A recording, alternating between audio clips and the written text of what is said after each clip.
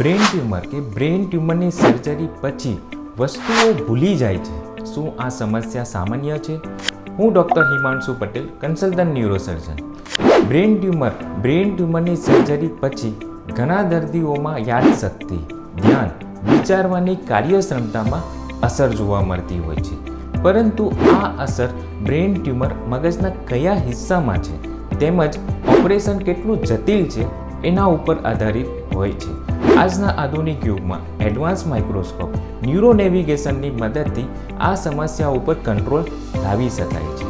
Operation પછી દર્દીની યાદશક્તિમાં ધીમે ધીમે સુધારો જોવા મળતો હોય છે, પરંતુ દર્દીએ પૂરતી ઊંઘ, યોગ્ય આહાર, મગજની કસરત અને ડૉક્ટરની યોગ્ય સલાહ લેવી ખૂબ જ જરૂરી થઈ જાય છે.